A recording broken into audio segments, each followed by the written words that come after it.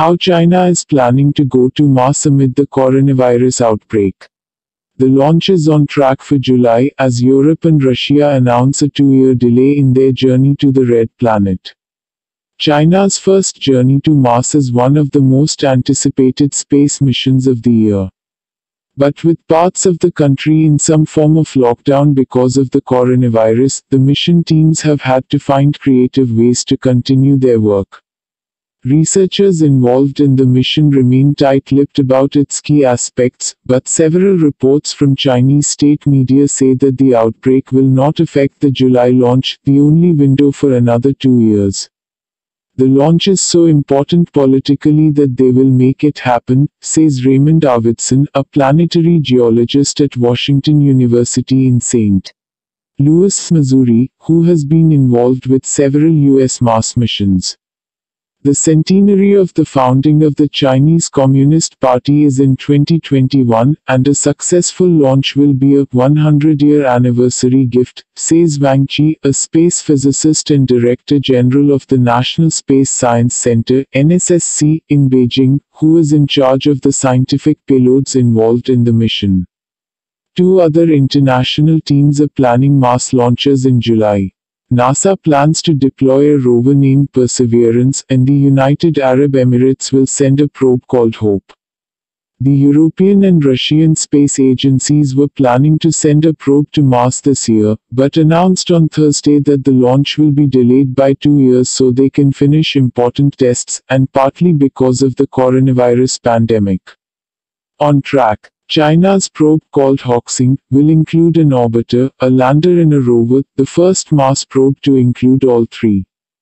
The project will have 13 scientific payloads, including several cameras, subsurface radar images and particle analyzers, as well as a magnetometer and magnetic field detector.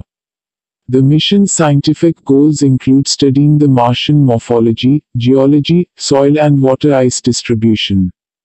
Wang says the coronavirus outbreak has affected the way his team works, but has not yet caused delays. Several days ago, the team had to move 6 scientific payloads for the orbiter from Beijing to Shanghai, where they will be assembled.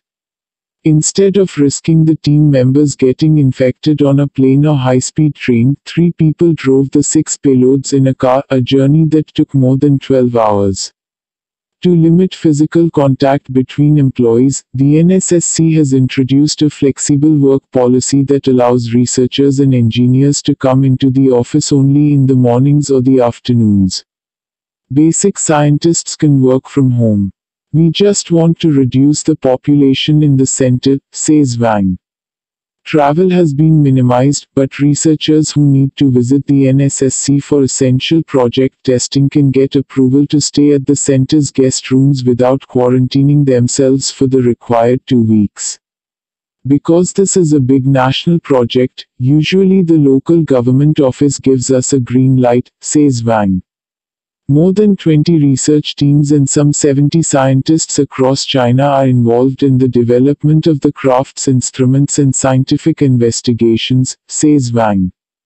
To ensure communication between these teams during the coronavirus outbreak, technical evaluations have been done through virtual meetings, he says.